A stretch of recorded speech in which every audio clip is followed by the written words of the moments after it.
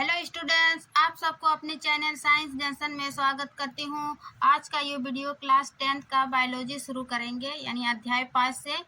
इससे पहले हम लोग केमिस्ट्री का जितना भी चैप्टर था, चैप्टर 4 केमिस्ट्री में अध्याय क्लास 10th का, उन सभी चैप्टरों को हम थ्योरी प्लस क्वेश्चन आंसर करवा चुके हैं। आज का यह वीडियो बायोलॉजी सेक्शन शुरू करेंगे, जिसमें जैव प्रक्रम अध्याय है।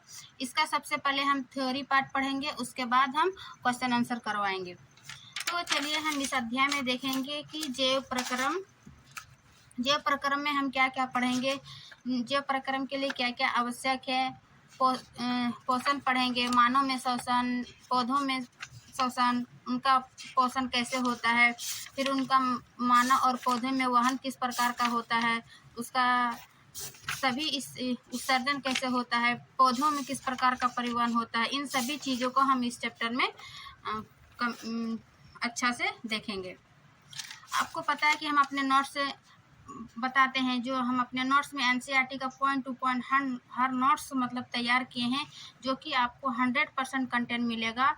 यदि आप मेरे वीडियो एक बार पढ़ लेते हैं या फिर मेरे नोट्स से पढ़ लेते हैं, तो आपको कहीं और पढ़ने की आवश्यकता ना हो। इसमें हम 100% कंटेंट जो है कवर करवाते हैं, और एनसीईआरटी चैप्टर वाइज का जो है एक सिस्टमेटिक ढंग से पूरे नोट्स को बनाते हैं, ताकि आपको एनसीईआरटी बुक पढ़ने की आवश्यकता नहीं हो। हम पूरे टॉपिक को अच्छे से एक्सप्लेन करके नोट्स में बताते हैं।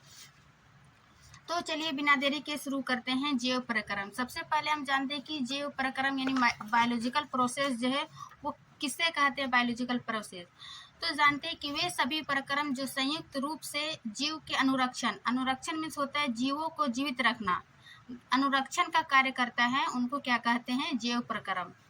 यानी अनुरक्षण, जैसे कि हमें जीवित रहने के लिए क्या चाहिए, पोषण चाहिए, श्वसन चाहिए, उत्सर्जन चाहिए। इन सभी को क्या है, वो हमारे जीवन की मौलिक गुण है, और उसको जीवित रखने के लिए इन कार्य को करना ही पड़ता है। उसी को क्या कहते हैं, अनुरक्षण। इसीलिए इसका जैव प्रक्रम का डेफिनेशन होगा कि वे सभी प्रक्रम जो संयुक्त रूप से जीव के अनुरक्षण यानी जीव को जीवित रखने का कार्य करता है, उन सभी को जैव प्रक्रम कहते हैं। अब जैव प्रक्रम के लिए जो आवश्यक है, जैसे पोषण है, श्वसन है, वहन है, उत्सर्जन, इन जैव प्रक्रम के लिए ये चार आवश्यक है, जैसे पोषण, श्वसन, वहन, उत्सर्जन। ये जैव प्रक्रम के लिए आवश्यक तत्व है। अब हम एक एक करके जानते हैं इन सभी को कि पोषण क्या है, श्वसन क्या है, वहन क्या है, उत्सर्जन क्या है। इनका हम मानव में देखेंगे, फिर पौधों में देखेंगे कि पौधों में पोषण, मानव में पोषण, है ना। तो आइए जानते हैं सबसे पहले पोषण। पोषण क्या है कि जो भी हम पदार्थ खाते हैं, कार्बोहाइड्रेट, प्रोटीन, वसा, ये सब भोजन के रूप में हम ग्रहण करते हैं। तो ये जब भोजन ग्रहण करते हैं, और जब जो भोजन ग्रहण किए उसका पाचन के बाद, है ना, पचे भोजन का अवशोषण, पाचन के बाद हम क्या करते हैं, हमारे शरीर में अवशोषण होते हैं, मीन्स अब्जॉर्प्शन होता है। जो भी भोजन हम ग्रहण करना, फिर पचे हुए भोजन का अवशोषण एवं शरीर द्वारा ऊर्जा के लिए उसका उपयोग करना ही क्या कहलाता है, पोषण कहलाता है। क्लास 6 में तो हम पढ़े थे कि पोषण हमारे शरीर के जो कार्बोहाइड्रेट, प्रोटीन, वसा लेते हैं, उन सभी चीज़ों को पोषण कहते हैं। लेकिन आप क्लास 10th में हैं, तो आप पोषण की हमारे शरीर में क्या आवश्यकता है, जो भी हम भोजन किए या फिर जो भोजन से पाचन हुआ, उस पाचन का हमारे शरीर में अवशोषण करता है। और जब वो शरीर हमारे शरीर में जब उसको अवशोषण करने के बाद क्या होता है, वो हमारे शरीर को ऊर्जा देता है। इन सभी क्रिया करने के लिए जो है, ऊर्जा के लिए उसका उपयोग करना पोषण कहलाता है। तो ये बात समझ गए। अब हम पोषण यानी न्यूट्रिशन, वो जो है 2 प्रकार के होते हैं। एक है स्वपोषी पोषण और दूसरा है विषम पोषी पोषण, यानी कि ऑटोट्रोपिक न्यूट्रिशन और हेटेरोट्रोपिक न्यूट्रिशन। अब एक एक करके देखेंगे कि ऑटोट्रोपिक न्यूट्रिशन क्या है, यानी स्वपोषी पोषण क्या है। तो देखिए, नाम से ही पता चलता है कि स्वपोषी जो अपना भोजन में स्वयं करता है, स्वयं बनाता है। जैसे कि पोषण का वह प्रक्रिया जिसमें जीव अपने आसपास के वातावरण में उपस्थित सरल अजैविक पदार्थ जैसे कि कार्बन डाइऑक्साइड, जल और सूर्य के प्रकाश से अपना भोजन स्वयं बनाते हैं। इसका सबसे अच्छा उदाहरण है हरे पौधे। हरे पौधे क्या करते हैं, प्रकाश संश्लेषण क्रिया करके वो अपना भोजन स्वयं बनाते हैं। और प्रकाश संश्लेषण के लिए जो जो उसके आवश्यक तत्व है, चाहे वो जैविक हो चाहे वो अजैविक है। अजैविक पदार्थ में हम कार्बन डाइऑक्साइड लेते हैं, जल लेते हैं, है ना। तो इन सभी क्रिया में जो करके जो अपना भोजन स्वयं बनाते हैं उन्हीं को क्या कहते हैं, स्वपोषी पोषण। और इसका उदाहरण होगा हरे पौधे। इस स्वपोषी पोषण जो प्रकाश संश्लेषण बनाता है, इसका हम डिटेल आगे पढ़ेंगे। दूसरा है विषम पोषी पोषण यानी कि हेट्रोट्रोपिक न्यूट्रिशन। ये क्या होता है कि पोषण का वह प्रक्रिया जिसमें जीव अपना भोजन नहीं बना सकता है, बल्कि वो अपने भोजन के लिए जो है वो अन्य जीवों पर निर्भर रहता है ना। अन्य जीवों पर निर्भर रहता है। उनको जैसे कि हम लोग मानव एवं अन्य जीव जंतु हम क्या करते हैं, अन्य पेड़ पौधे या फिर किसी दूसरे जीव जंतु को खाते हैं, तो हम लोग क्या हो जाएंगे, विषम पोषी पोषण। और स्वपोषी जो है वो हरे पौधे यानी जो प्रकाश संश्लेषण से खुद अपना भोजन बनाता है उसको क्या कहते हैं, स्वपोषी। और विषम पोषी जो कि बना बनाया हुआ पर निर्भर करते हैं, जैसे हम लोग पौधों पर निर्भर करते हैं, अन्य जंतु पर निर्भर करते हैं। तो ये इसका उदाहरण मानव सबसे अच्छा उदाहरण हो जाएगा, विषम पोषी पोषण, मानव एवं अन्य जीव जंतु। तो ये थी स्वपोषी और विषम पोषी। अब हम आगे देखते हैं जो कि स्वपोषी द्वारा बनाया गया क्या कार्य था, प्रकाश संश्लेषण मीन्स फोटोसिंथेसिस। इसका क्या कार्य था,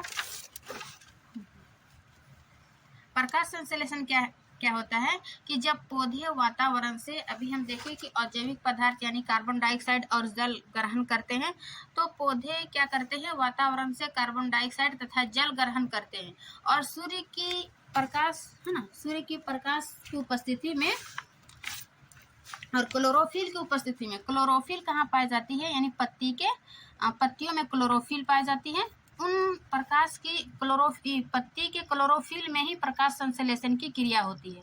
तो जब पौधे वातावरण से कार्बन डाइऑक्साइड तथा जल ग्रहण करते हैं और सूर्य के प्रकाश तथा क्लोरोफिल की उपस्थिति में कार्बोहाइड्रेट में बदल दिए जाते हैं, इस प्रक्रिया को क्या कहते हैं, प्रकाश संश्लेषण। जैसे कि इसके लिए एक रिएक्शन है, वातावरण से कार्बन डाइऑक्साइड लिया, जल लिया और फिर पत्ती में क्लोरोफिल जो पाया गया है ना, पौधे के पत्तियों में क्लोरोफिल पाई जाती है, उनकी उपस्थिति में सूर्य की प्रकाश क्या करता है, इन सभी चीजों को मिलाकर यानी कार्बोहाइड्रेट यानी ग्लूकोज में बदल देता है। इस प्रक्रिया को ही क्या कहते हैं, प्रकाश संश्लेषण की प्रक्रिया। ग्लूकोज का फार्मूला हुआ C6H12O6। कभी कभी इसका फार्मूला भी पूछ दिया जाता है। और ये रिएक्शन तो आपको बहुत इंपॉर्टेंट है, आपको याद ही रखना है। आप क्लास 10th में हैं या फिर आप किसी भी एग्जाम की तैयारी कर रहे हैं, उनके लिए भी ये आपके लिए काफ़ी इम्पोर्टेंट रहेगा। तो ये हो जाए ग्लूकोज का फार्मूला प्लस क्या बनाता है, ऑक्सीजन और जल। कभी ये भी क्वेश्चन पूछ देता है कि प्रकाश संश्लेषण के लिए क्या बनता है, कौन सी गैस बनती है, ऑक्सीजन, कार्बन डाइऑक्साइड, इस प्रकार के क्वेश्चन पूछा जाता है। तो अभी हम देखें कि प्रकाश संश्लेषण के दौरान क्या बना, ऑक्सीजन और ग्लूकोज और जल, है ना। ऑक्सीजन के 6 अणु, जल के 6 अणु और ग्लूकोज का यह फार्मूला हो गया C6H12O6। अब हम जानते हैं प्रकाश संश्लेषण के लिए 4 आवश्यक कच्ची सामग्री, यानी कि प्रश्न इस प्रकार पूछा जाएगा कि प्रकाश संश्लेषण के लिए इनमें से क्या क्या कच्ची सामग्री जो है वो आवश्यक है या इनमें से कौन सा आवश्यक नहीं है। तो अभी हम देखिए, मेन रिएक्शन याद कीजिएगा ना, तो आपका इन प्रकाश संश्लेषण से जो भी प्रश्न होगा उन सभी प्रश्नों का कवर हो जाएगा। जैसे कि क्या चाहिए इसको, सूर्य के प्रकाश, जो अभी हम देखें सूर्य की प्रकाश, फिर एक पत्ती की क्लोरोफिल, फिर तीसरा है कार्बन डाइऑक्साइड जो कि हम वातावरण से ग्रहण करते हैं, और जल हम कहाँ लेते हैं, पौधे के जड़ों द्वारा मिट्टी से जल का अवशोषण करते हैं, है ना। देखिए कार्बन डाइऑक्साइड प्लस जल, पत्ती के में क्लोरोफिल पाई जाती है और सूर्य की उपस्थिति में क्या बनाया, ये ग्लूकोज बनाया। तो जल कार्बन डाइऑक्साइड हम कहाँ से लिए, वातावरण से, सूर्य की प्रकाश, पत्ती में क्या पाया गया, क्लोरोफिल, जल कहाँ पाया गया, पौधे की जड़ों द्वारा मिट्टी से जल का अवशोषण करते हैं और ये हमें पत्तियों तक पहुंच जाता है। ये थी 4 आवश्यक कच्ची सामग्री प्रकाश संश्लेषण के लिए। अब प्रकाश संश्लेषण के दौरान जो है वो घटनाएं, मीन्स प्रकाश संश्लेषण के दौरान कौन सी घटनाएं होती है, इस टाइप का प्रश्न पूछा जाता है। तो जो पत्ती की क्लोरोफिल है वो क्या करता है, पत्तियों के क्लोरोफिल द्वारा प्रकाश ऊर्जा को अवशोषित करना, है ना। ये पत्ती में जो क्लोरोफिल पाए जाते हैं इसका मुख्य कार्य है प्रकाश ऊर्जा को अवशोषित करना, मीन्स अपने ओर खींचना, अवशोषित करना, अब्जॉर्ब करना, है ना। तो पत्ती के क्लोरोफिल द्वारा प्रकाश ऊर्जा को अवशोषित करना। और दूसरा है प्रकाश ऊर्जा को रासायनिक ऊर्जा में रूपांतरित करना, मीन्स प्रकाश संश्लेषण के दौरान पूछा जाता है कि रासायनिक ऊर्जा को किस में बदला जाता है, या फिर प्रकाश ऊर्जा को इसमें रासायनिक ऊर्जा में बदला जाता है। तो ये था इसका घटना। तथा जल अणुओं का हाइड्रोजन तथा ऑक्सीजन में अपघटन, मीन्स टूटना। जल के जो अणु है हाइड्रोजन तथा ऑक्सीजन, जैसे कि ऑक्सीजन गैस निकला, जल के जो भी अणु था 12 अणु है ना, 12 अणु जल के अणु, तो 6 ऑक्सीजन और 6 जल के अणु में क्या हुआ, हो गया टूटना। तो ये इसका घटना है। फिर चौथा है कार्बन डाइऑक्साइड का कार्बोहाइड्रेट में अपचयन होना, है ना, कार्बन डाइऑक्साइड का कार्बोहाइड्रेट में अपचयन होना। तो ये प्रकाश संश्लेषण के लिए निम्नलिखित घटनाएं थी। उसके लिए क्या क्या कच्ची सामग्रियाँ थी, क्या उसके लिए क्या अभिक्रिया है, उसके लिए क्या क्या रॉ मटेरियल यानी कच्ची सामग्री है, इन सभी को हम प्रकाश संश्लेषण में देखें। अब हम देखते हैं आगे स्टोमाटा मीन्स रंध्र। रंध्र क्या होता है कि पत्तियों में जो छोटे छोटे छिद्र पाए जाती है ना, पत्तियों में छोटे छोटे छिद्र पाए जाती है, जैसे इस प्रकार के है, तो इनको क्या कहते हैं, रंध्र कहते हैं। अब रंध्र के क्या कार्य है, तो रंध्र के जैसे कि प्रकाश संश्लेषण के लिए गैस का आदान प्रदान करना। प्रकाश संश्लेषण के लिए अभी हम देखें क्या है, कार्बन डाइऑक्साइड आवश्यक है। तो ये कार्बन डाइऑक्साइड पत्ती के रंध्र के द्वारा ही लेता है ना, रंध्र के माध्यम से ही प्रवेश करता है। और ये जो ऑक्सीजन जो बाहर निकला प्रकाश संश्लेषण के दौरान, तो ये रंध्र के माध्यम से ही बाहर निकला। तो इस प्रकार हम देखें कि प्रकाश रंध्र का क्या कार्य है, गैसों का आदान प्रदान करना, यानी गैस, ऑक्सीजन और कार्बन डाइऑक्साइड का आदान प्रदान करना, ये रंध्र का कार्य है। दूसरा कार्य क्या है रंध्र का, कि वाष्पोत्सर्जन पर प्रक्रिया में जल, यानी वाष्पोत्सर्जन क्या होता है, जो भी हमारे पौधे में एक्स्ट्रा जल होता है वो वाष्प के जरिए क्या होता है, वो जल का ह्रास हो जाता है। इन्हीं प्रक्रिया को क्या कहते हैं, वाष्पोत्सर्जन। तो ये इस प्रक्रिया में क्या होता है, जल यानी वाष्प के रूप में रंध्र द्वारा बाहर निकला। ये जो एक्स्ट्रा जल है वो रंध्र के माध्यम से ही वाष्पोत्सर्जन के रूप में, प्रक्रिया के रूप में ये जल का बाहर निकलता है। तो ये रंध्र के 2 प्रमुख कार्य थे। अब जो स्टोमेटा का स्ट्रक्चर है वो हम देख लेते हैं कि जब प्रकाश संश्लेषण की क्रिया होती है और जब प्रकाश संश्लेषण की क्रिया नहीं होती है तो उसका स्ट्रक्चर कैसे बनता है। तो ये रंध्र है ना, पत्तियों में जो रंध्र है इस रंध्र का ही ये स्ट्रक्चर है, यानी बीच में रंध्र और उसके आसपास जो है ये गॉड सेल पाई जाती है, जिसको द्वार कोशिकाएं बोला जाता है। इस गॉड सेल में जो है वो क्लोरोप्लास्ट पाई जाती है ना, गॉड सेल में क्या पाई जाती है, क्लोरोप्लास्ट, और उसकी बाहर और सब्सिडरी सेल, है ना, सहायक सेल कोशिकाएं। तो ये रंध्र का स्ट्रक्चर है। जब ये खुला रहता है, यानी कि जब दिन में क्या होता है, प्रकाश संश्लेषण की क्रिया होती है, तो ये रंध्र खुला हुआ रहता है। अब हम प्रोसेस बताएंगे। तो इस प्रकार का ये रंध्र खुला हुआ, तो ये खुला हुआ रंध्र का स्ट्रक्चर है। दूसरा स्ट्रक्चर है बंद स्टोमेटा। बंद स्टोमेटा क्या कब रहता है, रात में, क्योंकि रात में जो है प्रकाश संश्लेषण की क्रिया नहीं होती है, यानी होती है बहुत कम होती है, इसीलिए ये जो बंद स्टोमेटा का इस प्रकार ये स्ट्रक्चर होगा, यानी इसका छिद्र जो है वो थोड़ा बंद रहेगा। और यही गार्ड सेल, उसमें क्लोरोप्लास्ट, ये सब्सिडरी सेल।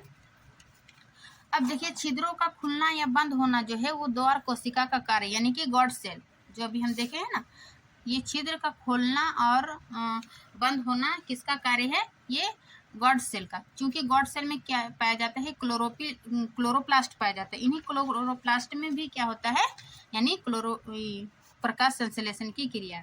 क्योंकि दिन के समय जब प्रकाश संश्लेषण की क्रिया होती है तो इस क्रिया में जो है वो जल अंदर चला जाता है। जो हम देखें वातावरण से जल और कार्बन डाइऑक्साइड लिए जल चला जाता है गॉड सेल के द्वारा, जिसके फलस्वरूप क्या होता है, गॉड सेल फूल जाते हैं और रंध्र खुल जाता है।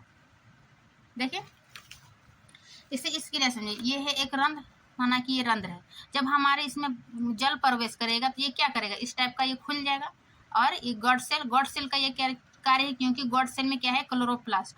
और जब दिन के समय जब जल यानी प्रकाश संश्लेषण की क्रिया नहीं होगी, यानी जल प्रवेश नहीं करेगा, तो ये क्या हो जाएगा, इस प्रकार का पिचक जाएगा। तो ये बंद और खुलना और बंद होना, ये क्या है, गॉड सेल का कार्य है। गॉड सेल के फलस्वरूप फूल जाते हैं और रंध्र खुल जाता है। दूसरा क्या है कि दूसरी ओर दिन के समय प्रकाश संश्लेषण की क्रिया नहीं होती है, जिस कारण रंध्र जो है वो पिचक जाता है और गॉड सेल सिकुड़ जाती है और रंध्र बंद हो जाता है। तो हम देखें कि छिद्र स्टोमेटा खुलना और बंद होना किसके द्वारा होता है, गॉड सेल के द्वारा। और किस कब कब होता है, तो ये अगर पूछा जाएगा कि स्टोमेटा का बंद होना या फिर खुलना, उसकी क्रिया विधि को समझाइए, तो ये आप स्ट्रक्चर बनाइएगा, उसका नाम नामांकित कीजिएगा। उसके बाद ये आपको लिखना है कि छिद्र का खुलना या बंद होना गॉड सेल का कार्य है। चूंकि दिन के समय जो प्रकाश संश्लेषण की क्रिया के दौरान जल अंदर जाती है, अंदर जाने से क्या होता है, गॉड सेल द्वारा उसके फलस्वरूप फूल जाते हैं और रंध्र खुल जाता है। और दूसरी ओर दिन के समय जो है प्रकाश संश्लेषण की क्रिया नहीं होती है, जिस कारण जल प्रवेश नहीं करता है और ये रंध्र पिकच जाता है और ये गॉड सेल सिकुड़ जाती है, जिस कारण जो है रंध्र बंद हो जाता है। तो ये थी रंध्र का खुलना और बंद होना। अब हम देखते हैं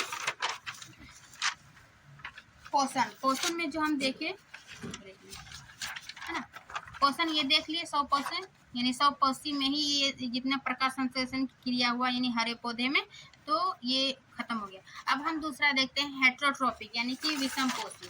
विषमपोषी क्या होता है, अभी हम देखें कि जो अपना भोजन नहीं बनाता है, दूसरे पर आश्रित रहता है, जैसे कि हम लोग मनुष्य और अन्य जीव जंतु।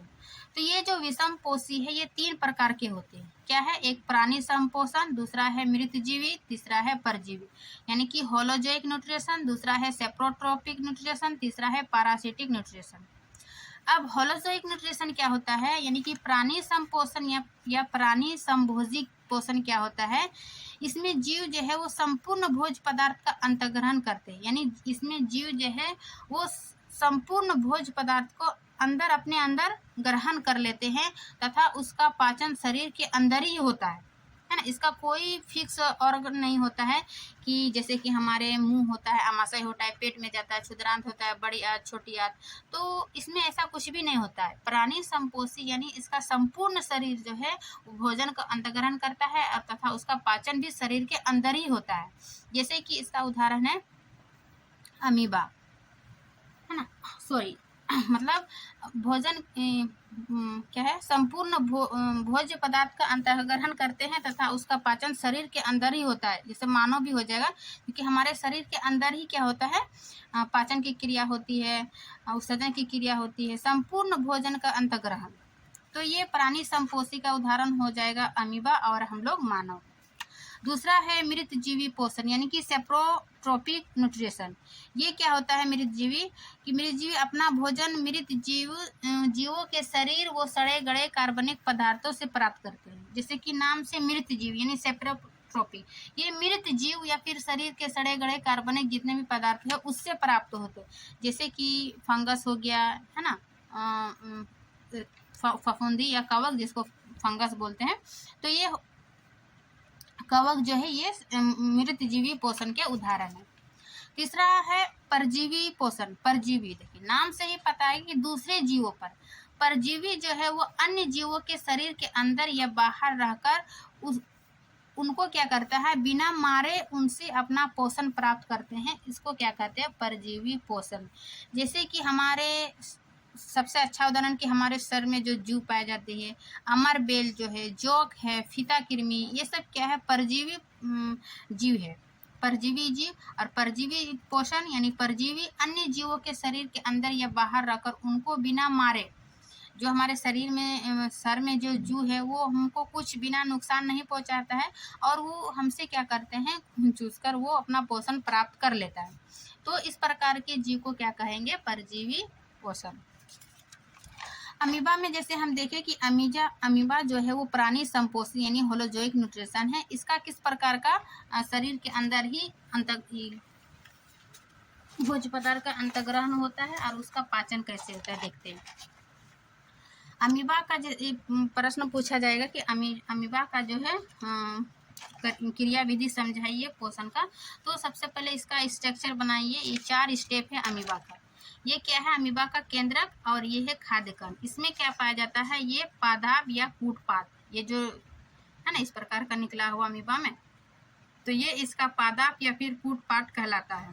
तीसरा है ये जो रिक्तिका है यानी खाली जगह है, ये रिक्तिका में क्या होता है? ये खाद्य कण आके यहाँ पर फंस जाता है ना। रिक्तिका में खाद्य कण आके फंस जाता है और ये अपने शरीर के अंदर ले लेता है और इन्हीं शरीर के अंदर से ये अपना न्यूट्रिशन भोज्य पदार्थ को क्या करता है?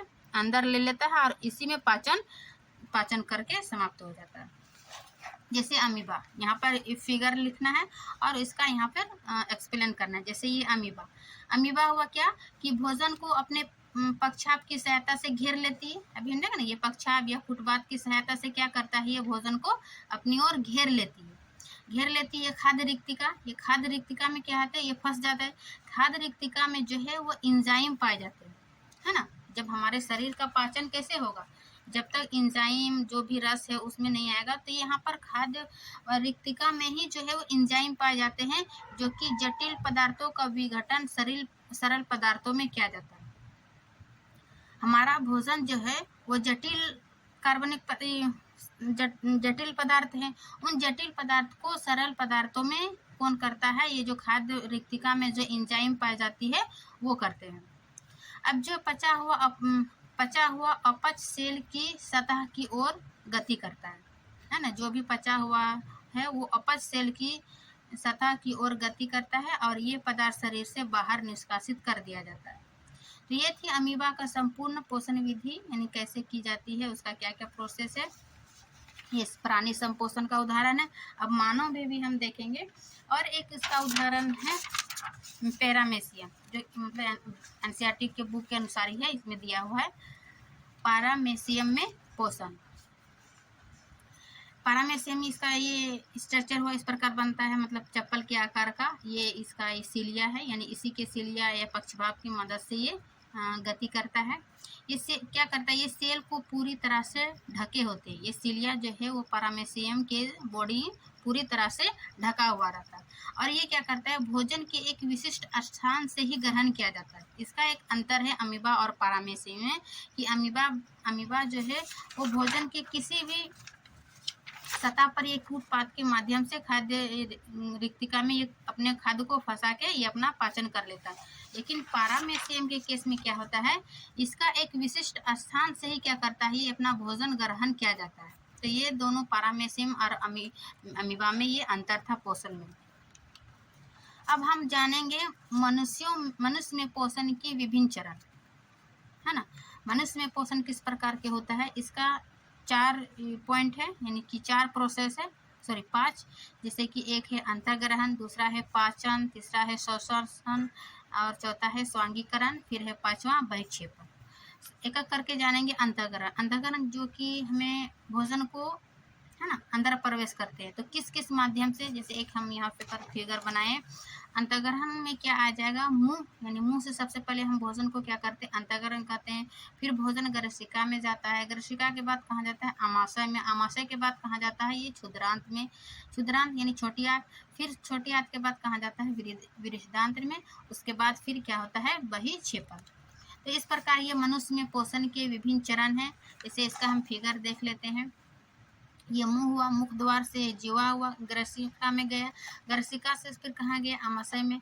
आमाशय से फिर कहाँ आया? ये विभिन्न प्रकार के यहाँ जो एंजाइम है अग्नाशय से, इससे पित्ताशय, ये सब रस आके कहाँ मिला? क्षुद्रांत में, यानी छोटी आंत में। छोटी आंत फिर क्या किया? बड़ी आंत को दे दिया। फिर बड़ी आंत क्या हुआ? मल द्वारा यानी गुदा द्वारा बाहर निकल गया। इस प्रकार ये मानव में पाचन तंत्र है, संपूर्ण क्रिया विधि। तो इसी को मनुष्य में पोषण जो है वो अंतर्ग्रहण करते हुए। अब हम आगे देखते हैं मुंह। एक एक करके जानते हैं। जो अंतर्ग्रहण में मुंह हुआ, यानी मुंह क्या किया? भोजन का अंतग्रहण। सबसे पहले मुंह से ही क्या हुआ, भोजन का अंतग्रहण। फिर दांत क्या करता है, भोजन को चबाता है ना। मुंह से अंतग्रहण किए भोजन को, फिर दांत का क्या कार्य है, भोजन को चबाना। फिर तीसरा है जिह्वा। जिह्वा क्या करता है, भोजन को लार के साथ पूरी तरह मिलाना, है ना। जो हमारे मुंह में जी है उसमें क्या पाया जाता है, लार। वो लार क्या करता है, वो हमारे भोजन को अच्छी तरह से मिलाता है। क्योंकि जीभ में जो है वो लाला ग्रंथि पाई जाती है। एक हमारे मुंह में जो लाला ग्रंथि है, वो लाला ग्रंथि में क्या पाया जाता है, लार मतलब लार एमाइलेज नामक एंजाइम पाया जाता है। ये क्या करता है, लार एमिलाइज एंजाइम, ये स्टार्च को माल्टोज शर्करा में परिवर्तित कर देता है ना। तो ये मुंह का हम देखें, इसमें जो अंतग्रहण यानी मनुष्य में पोषण के विभिन्न चरण में अंतग्रहण था, पाचन, अवशोषण, स्वांगीकरण, बहिक्षेपण। तो अंतग्रहण के अंतर्गत मुंह, भोजन ग्रसिका, आमाशय, क्षुद्रांत और वृहदांत देखे। तो मुंह के अंदर जो दांत था, जीभ था, लाला ग्रंथि, उन सभी को हम देख चुके हैं। अब हम देखेंगे भोजन ग्रसिका। भोजन ग्रसिका क्या करता है, ये एंजाइम जो एमाइलेज नामक एंजाइम है, ये याद रखिएगा कि कहाँ पाया जाता है, तो लाला ग्रंथि में एमाइलेज एंजाइम पाया जाता है, जो क्या करता है, स्टार्च को माल्टोज शर्करा में बदल देता है। अब भोजन ग्रसिका। भोजन ग्रसिका का क्या कार्य है कि मुंह से जो आमाशय तक भोजन पहुंचता है, वो ग्रसिका की कर्माकुंचन गति द्वारा ले जाया जाता है। ये कर्माकुंचन गति यानी पेरिस्टेलिक मूवमेंट जो है, ये एग्जाम में बीपीएससी तैयारी 3 या 2 ऐसे 2 या 3 याद नहीं आ रहा, लेकिन बीपीएससी में ही पूछा गया है कि भोजन जो हमारे मुंह से आमाशय तक पहुंचाया जाता है, वो किस गति के कारण होता है। तो इसका हो जाएगा क्रमकुंचन गति या पेरिस्टेलिक मूवमेंट द्वारा ले जाया जाता है, भोजन ग्रसिका। अब भोजन ग्रसिका के बाद क्या है, फिगर देखिए, जी मुंह के अंतर्गत जी आया, दांत आया, फिर ग्रसिका। ग्रसिका के बाद फिर क्या आ जाता है, आमाशय। आमाशय में अब क्या कार्य है, आमाशय में जो है, आमाशय के अंदर जठर ग्रंथि पाई जाती है। जठर ग्रंथियाँ जो है ये 3 लेयर पाई जाती है। जठर ग्रंथि के अंदर ये 3 लेयर पाई जाती है। एक है पेप्सिन, दूसरा है हाइड्रोक्लोरिक अम्ल और तीसरा है श्लेष्मा। ये जठर ग्रंथि में जो पेप्सिन है, ये पेप्सिन क्या करता है, ये एक एंजाइम है और ये पाचक एंजाइम है, जो क्या करता है, प्रोटीन का पाचन करता है। तो ये सब कहाँ पाया गया, आमाशय में। आमाशय के जठर ग्रंथि में पेप्सिन नामक एंजाइम जो क्या किया, प्रोटीन का पाचन करता है। फिर दूसरा है HCl यानी कि हाइड्रोक्लोरिक अम्ल। ये क्या करता है, अम्लीय माध्यम तैयार करता है, यानी कि जो भी हम भोजन किए उस भोजन को क्या करता है, अम्लीय बना देता है, जो कि पेप्सिन की क्रिया में सहायक है ना। ये भोजन को अम्लीय माध्यम तैयार करता है, जो कि पेप्सिन की क्रिया में सहायक है। पेप्सिन का क्या कार्य था, प्रोटीन का पाचन करना, और ये भोजन को अम्लीय बनाता है, तभी ये पाचक एंजाइम जो है वो प्रोटीन का पाचन करता है। फिर तीसरा है, यानी जठर ग्रंथि के नीचे लेयर पाई जाती है एक श्लेष्मा। ये क्या करता है, आमाशय के आंतरिक और स्तर की अम्ल से रक्षा करता है। आखिर जो हमारे आमाशय में यानी HCl अम्ल बहुत ज़्यादा हो जाता है या फिर रहता है, तो उसको कौन रक्षा करता है, तो एक श्लेष्मा परत पाई जाती है, जो आमाशय के आंतरिक और स्तर की अम्ल से क्या करता है, ये रक्षा करता है। तो ये आमाशय में 3 जठर ग्रंथि के अंतर्गत देखे। अब हम आते हैं क्षुद्रांत में, है ना। आमाशय के बाद क्या है, क्षुद्रांत या वृहदांत। क्षुद्रांत को क्या बोलते हैं, इसको छोटी आंत भी इसी को कहते हैं, क्षुद्रांत, है ना। छोटी आंत को ही क्या बोलते हैं, क्षुद्रांत। इसमें छोटी आंत में जितना भी रस होता है, अग्नाशय रस या फिर, है ना, तो वो रस जो है छोटी आंत में आ जाती है, और ये क्या करते हैं, कार्बोहाइड्रेट का पाचन करता है, वसा का, प्रोटीन का। तो कार्बोहाइड्रेट को किसमें, ग्लूकोज में परिवर्तित करता है ना, और वसा को वसीय अम्ल में या फिर ग्लिसरॉल में, प्रोटीन को एमिनो अम्ल में। यानी कि एक तरह से कह सकते हैं कि ये प्रोटीन जो है, ये एमिनो अम्ल का, है ना, पॉलीमर है, बहुलक है, यानी बहुत सारे एमिनो एसिड मिलकर क्या बना, प्रोटीन। तो प्रोटीन को एमिनो अम्ल में तोड़ता है, वसा को वसीय अम्ल या फिर ग्लिसरॉल में, और कार्बोहाइड्रेट को ग्लूकोज में तोड़ता है। ये छोटी आंत में ये सब क्रिया होती है।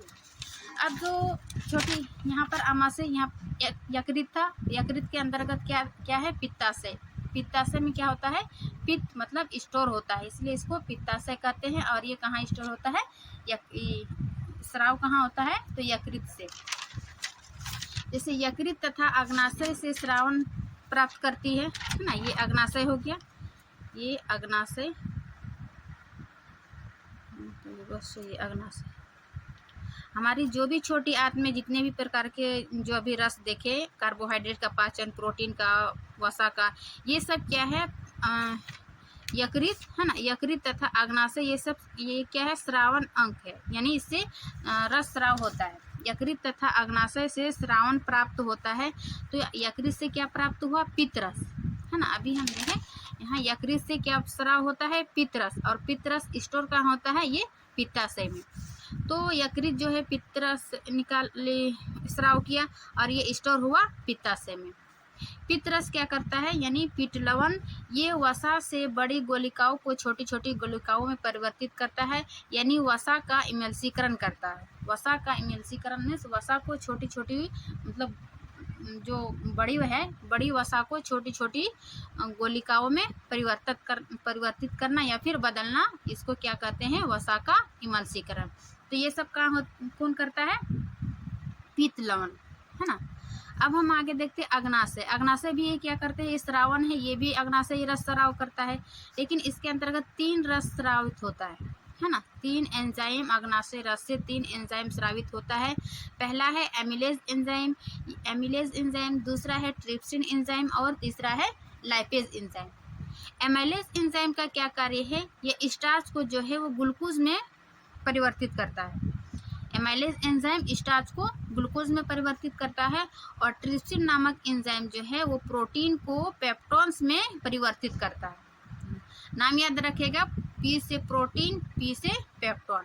तो ट्रिप्सिन एंजाइम जो है वो प्रोटीन को पेप्टोन्स में परिवर्तित करता है, और लाइपेज एंजाइम जो है वो वसा को वसा अम्ल में परिवर्तित करता है। तो ये अग्नाशयी रस से जो है 3 प्रकार के एंजाइम प्राप्त होता है, जो कि ये स्टार्च, प्रोटीन और वसा के को चेंज करने में मदद करता है। अब हम आते हैं क्षुद्रांत, यानी कि छोटी आंत का हम फंक्शन देख लिए। अब है क्षुद्रांत, यानी बड़ी,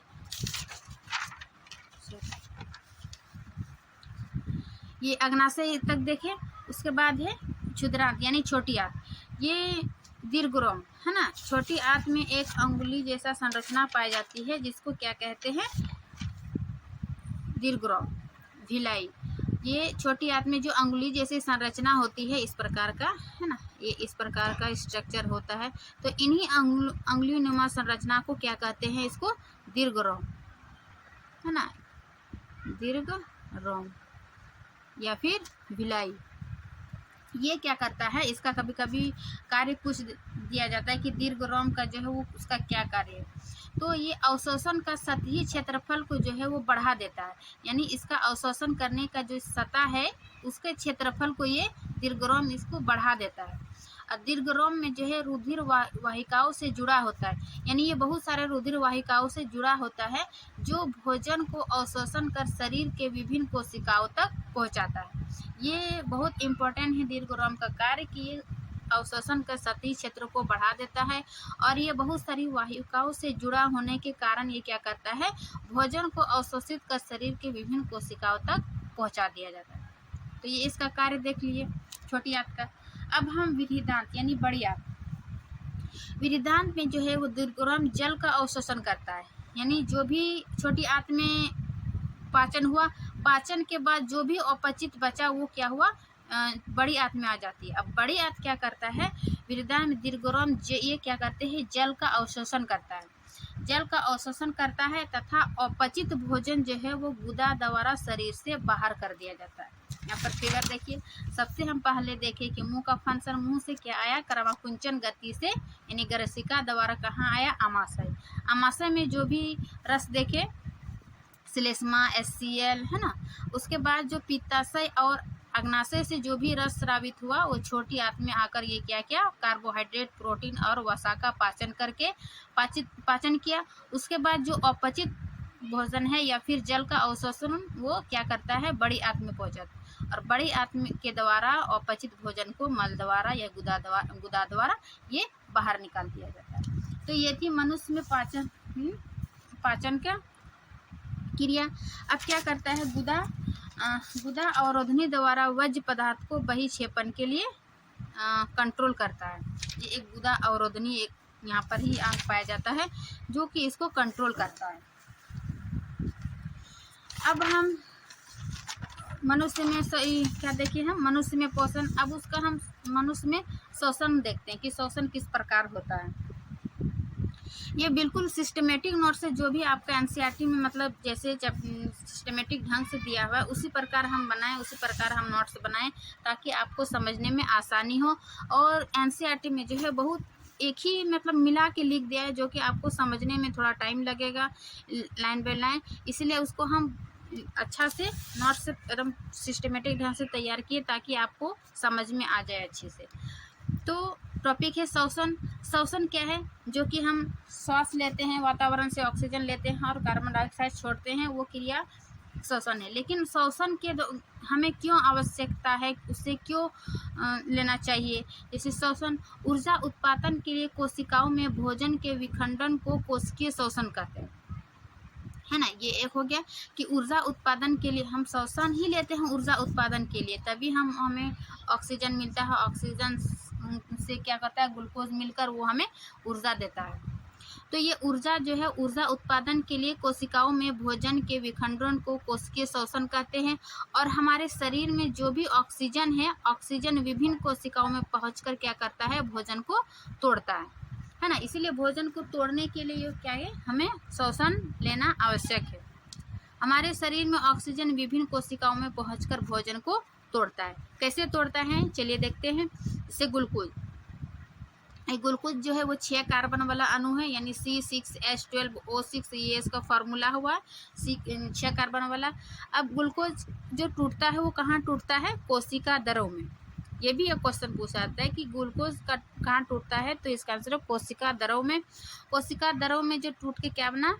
3 कार्बन वाला पाइरूवेट प्लस ऊर्जा, है ना। 3 कार्बन वाला पाइरूवेट और ऊर्जा का निर्माण हुआ। और इसका जो ऑक्सीजन की उपस्थिति और ऑक्सीजन की अनुपस्थिति, पाइरूवेट प्लस ऊर्जा, ऑक्सीजन की अनुपस्थिति में क्या होता है glucose ethanol plus carbon dioxide plus ऊर्जा, इसका उदाहरण हो जाएगा ईस्ट किण्वन। यानी ईस्ट किण्वन में क्या होता है ऑक्सीजन की अनुपस्थिति में ethanol plus carbon dioxide plus ऊर्जा बनता है। वही ऑक्सीजन की उपस्थिति में क्या बनता है? कार्बन डाइऑक्साइड प्लस जल प्लस ऊर्जा, है ना। ये ग्लूकोज का है। फिर ऑक्सीजन का अभाव, मतलब ये 3 कंडीशन है कि ग्लूकोज जो कोशिका दरों में टूटता है वो ऑक्सीजन की उपस्थिति में, दूसरा है ऑक्सीजन की अनुपस्थिति में, तीसरा है ऑक्सीजन का अभाव मीन्स ऑक्सीजन की कमी। तो ऑक्सीजन की जहाँ पर कमी होती है वहाँ पे लैक्टिक अम्ल बनता है प्लस ऊर्जा।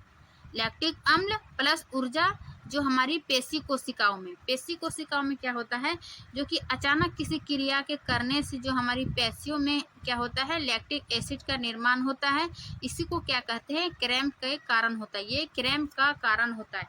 यानी कि जैसे हमारी पेशी कोशिका में क्या होता है, जब हमें बहुत दौड़ते हैं या फिर एक्सरसाइज करते हैं तो क्या होता है वो हमारे शरीर में ऑक्सीजन की कमी हो जाती है, इसलिए हम जल्दी जल्दी सांस लेने लगते हैं। तो वहाँ पर क्या होता है हमारे पेशी में लैक्टिक अम्ल प्लस ऊर्जा, है ना, लैक्टिक अम्ल का जमाव हो जाता है और ये क्रैम्प का कारण हो सकता है। इससे जो है जब हमारी मांसपेशी कोशिकाओं में लैक्टिक अम्ल जमा हो जाता है तो हमें क्या होता है दर्द होने लगता है और हमें ऐंठन होने लगता है। इससे आराम करने के लिए हमें गुनगुने पानी से या फिर गर्म तेल से मतलब मालिश करना चाहिए। तो यहाँ पर यही क्वेश्चन था कि मतलब ग्लूकोज ऑक्सीजन की अनुपस्थिति में या फिर ऑक्सीजन की अनुपस्थिति या ऑक्सीजन के अभाव में क्या बनता है। तो ये हम देखें कि ऑक्सीजन की अनुपस्थिति में ethanol plus carbon dioxide plus ऊर्जा बनता है। इसका एक उदाहरण याद रखिएगा ईस्ट किण्वन में। फिर ऑक्सीजन की उपस्थिति में क्या बनता है? कार्बन डाइऑक्साइड जल प्लस ऊर्जा। ये कहाँ? तो माइटोकॉन्ड्रिया में, है ना। ऑक्सीजन की उपस्थिति में माइटोकॉन्ड्रिया में कार्बन डाइऑक्साइड प्लस जल प्लस ऊर्जा बनता है और ऑक्सीजन के अभाव में लैक्टिक अम्ल प्लस ऊर्जा बनता है। अब श्वसन जो देखिए वो श्वसन दो प्रकार के होते हैं, एक है वायु श्वसन और दूसरा है अवायु श्वसन। वायु श्वसन में क्या होता है, ऑक्सीजन की उपस्थिति में होती है वायु श्वसन, और अवायु श्वसन क्या होता है, और मतलब नहीं, यानी ऑक्सीजन की ये अनुपस्थिति में होती है। तो ये मेन डिफरेंस है वायु और अवायु में, कि वायु श्वसन ऑक्सीजन की उपस्थिति में और अवायु श्वसन ऑक्सीजन की अनुपस्थिति में होती है।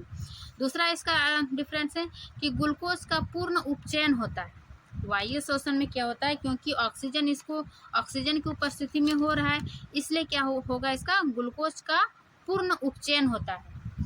वही दूसरी और अवायु श्वसन में क्या होता है, ग्लूकोज का अपूर्ण उपचयन होता है।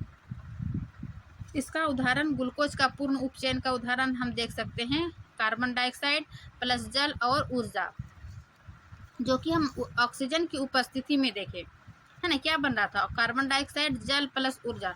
तो यहाँ पर भी है कि ऑक्सीजन ग्लूकोज का जो है इसमें पूर्ण उपचयन होता है, और यहाँ पर ग्लूकोज का जो है अपूर्ण अपचयन होता है, जैसे कि ethanol, lactic acid, carbon dioxide plus ऊर्जा मुक्त होती है। फिर तीसरा डिफरेंस है कि यह कोशिका द्रव वो माइटोकॉन्ड्रिया में होता है। वायु श्वसन जो पूछेगा कि कहाँ पर होती है, तो ये कोशिका द्रव और माइटोकॉन्ड्रिया में होता है, लेकिन अवायु श्वसन जो है ये केवल कोशिका द्रव में होता है। ये सबसे बड़ी अंतर है। फिर वायु श्वसन में क्या होता है, अधिक ऊर्जा उत्पन्न होती है, लगभग कितना, 36 ATP। वायु श्वसन चूंकि ऑक्सीजन की उपस्थिति में हो रहा है, इसलिए इसमें क्या होगा, ऊर्जा अधिक उत्पन्न होगा, लगभग 36 ATP। यहाँ पर अवायु श्वसन में क्या होगा, कम ऊर्जा उत्पन्न होगी, लगभग 2 ATP। अवायु चूंकि इसमें ऑक्सीजन की ही कमी है, अनुपस्थिति है, इसलिए इसमें कम ऊर्जा बनेगा और लगभग 2 ATP ऊर्जा बनेगी। उसके बाद हम देख ATP क्या है, एडेनिन ट्राइफॉस्फेट, इसका फुल फॉर्म कभी कभी क्लास 10th में आप है तो ऑब्जेक्टिव टाइप में क्वेश्चन पूछ दिया जाता है कि एटीपी का जो है उसका फुल फॉर्म क्या होता है, तो एडिनोसिन ट्राइफॉस्फेट। ये क्या है, ऊर्जा की मुद्रा। एटीपी को क्या बोलते हैं, ऊर्जा की मुद्रा। और ये कोशिकीय श्वसन में उत्सर्जित ऊर्जा उसी समय एटीपी नामक अणु के संश्लेषण में प्रयुक्त हो जाती है। यानी कोशिकीय श्वसन में जो उत्सर्जित ऊर्जा है तो वो उसी समय एटीपी नामक अणु के संश्लेषण में प्रयुक्त हो जाती है। ये थी मनुष्य में, मतलब हम लोग कैसे जीव जंतु या मनुष्य में श्वसन की क्रिया। जैसे आप देखेंगे पौधों में श्वसन, है ना, पौधों में श्वसन की क्रिया किस प्रकार होती है, तो पौधे में दिन और रात्रि में अलग अलग होती है। जैसे हम मनुष्य क्या करते हैं या जीव जंतु दिन और रात में ऑक्सीजन लेते हैं और कार्बन डाइऑक्साइड छोड़ते हैं, ये दोनों में बराबर होती है। परंतु पौधे में ऐसा नहीं है, पौधे में दिन में क्या होता है, कार्बन डाइऑक्साइड लेना तथा ऑक्सीजन छोड़ना। वही रात्रि में क्या करता है, ऑक्सीजन लेना तथा कार्बन डाइऑक्साइड छोड़ना। इसीलिए कभी हम लोग सुनते होंगे बड़े बुजुर्गों से कि रात्रि में जो है वो पेड़ के नीचे नहीं सोना चाहिए। ये क्यों नहीं सोना चाहिए, इसका वैज्ञानिक कारण है कि ये हमसे, जैसे हम लेते हैं ऑक्सीजन, पेड़ भी लेता है ऑक्सीजन, हम छोड़ते हैं कार्बन डाइऑक्साइड, पेड़ भी छोड़ता है कार्बन डाइऑक्साइड। इससे क्या होगा, हमारे बॉडी में ऑक्सीजन की कमी हो जाएगा, क्योंकि हम भी ऑक्सीजन ले रहे हैं और पेड़ भी ऑक्सीजन ले रहा है। इस कमी के कारण जो है वो कभी कभी हमारी हालत ख़राब हो जाती है या फिर मृत्यु का कारण बन जाता है। इसीलिए रात्रि में जो है वो पेड़ के नीचे नहीं सोना चाहिए। तो पौधे में श्वसन की दो स्थिति देखिए, दिन में अलग और रात्रि में अलग। कार्बन डाइऑक्साइड लेना और ऑक्सीजन छोड़ना, इस प्रक्रिया को क्या कहते हैं, विसरण विधि भी कहते हैं, है ना। विसरण विधि से ये पौधा जो है वो ऑक्सीजन लेना और कार्बन डाइऑक्साइड छोड़ना पौधा में विसरण विधि द्वारा होता है। ये क्वेश्चन ऑब्जेक्टिव भी पूछा जाता है कि किस विधि से जो है पौधे ऑक्सीजन और कार्बन डाइऑक्साइड छोड़ता है, तो इसका आंसर होगा विसरण विधि से। अब मनुष्य और पेड़ पौधा में तो देख लिया, अब है कुछ जलीय जंतु तथा श्वसन, माने जलीय जंतु में किस प्रकार की श्वसन होती है। क्योंकि जल में जो घुलनशील ऑक्सीजन है, उन्हीं ऑक्सीजन का उपयोग क्या करता है, जलीय जंतु करता है। जल में घुलनशील ऑक्सीजन का प्रयोग करता है, कौन करता है, जलीय जंतु, जैसे कि मछली और भी जितने भी टाइप का जल में जो जंतु पाए जाते हैं वो जल में ही घुला हुआ ऑक्सीजन का प्रयोग करते हैं। और ये क्लोम द्वारा होता है, यानी मछली में जो क्लोम पाए जाते हैं ना, वो क्लोम द्वारा। मछली अपने मुंह के द्वारा जल भरती है तथा उससे बलपूर्वक क्लोम से बाहर निकालते हैं और जो विलय यानी जो भी घुला हुआ ऑक्सीजन है उसे रुधिर ले जाता है। तो ये जलीय जंतु के लिए। और जल में घुलनशील जो है ऑक्सीजन के कारण सांद्रता कम होती है ना। जल में घुलनशील ऑक्सीजन के कारण इसकी सांद्रता जो है कम होती है, इसलिए जलीय जीव की श्वसन दर जो है स्थलीय जीव की तुलना में अधिक होती है। ये इसका एक्सप्लेन करने के लिए दिया जाता है, पूछा दिया जाता है कि जल में जो है ऑक्सीजन घुलनशील होने के कारण उसकी सांद्रता कम होती है, इसलिए जलीय जीव स्थलीय श्वसन दर की तुलना में अधिक होती है ना। मतलब वो अधिक तेजी से जलीय जंतु लेते हैं। जैसे मनुष्य में श्वसन मतलब उसकी क्रिया विधि पूरा एक मनुष्य में श्वसन क्या है, नासाद्वार से फिर कहाँ गया, मुख गुहा में, मुख गुहा से कहाँ गया, ग्रसनी में, ग्रसनी से श्वास नली में जो उपस्थित वलय है वो फुसफुस को पहुंचाती है, फिर फुसफुस श्वसनी से श्वास नलिका और ये कुपिका हमारे फेफड़ा में जो कुपिका पाई जाती है वहाँ तक ये पहुंचा दिया जाता है। तो ये मनुष्य में श्वसन की एक विधि है। अब एक एक करके देखते हैं कि ये नासाद्वार, श्वसनी, फुसफुस, मुखगुहिका ये सब का क्या कार्य है। जैसे नासाद्वार है ना, जो इम्पोर्टेंट है वही बता रहे हैं। नासाद्वार की मनुष्य में वायु जो है वो नासाद्वार से प्रवेश करती है, ठीक। और नासाद्वार से जाने वाली वायु में जो उपस्थित अशुद्धियाँ हम जो श्वास लेते हैं वो हमारे नासाद्वार में जो भी ऑक्सीजन है उसके साथ साथ बहुत सारे अशुद्धियाँ भी पाई जाती है, लेकिन उन अशुद्धियाँ जो है वो हमारे नाकों में महीन बाल द्वारा क्या होता है निस्पंदित हो जाती है। यानी कि हमारे नाक के अंदर जो महीन बाल पाई जाती है वो अशुद्धियों के क्या करता है वो फिल्टर करने का मतलब छान देता है, उसको रोकता है वो महीन बाल जो भी हमारे अशुद्धियाँ है। इस मार्ग में जो है वो श्लेष्मा की परत पाई जाती है, यानी नासाद्वार में श्लेष्मा की परत पाई जाती है, महीन बालों पाई जाती है। चूँकि ये जो महीन बाल है वो क्या करते हैं अशुद्धियाँ को निस्पंदित यानी छानता है।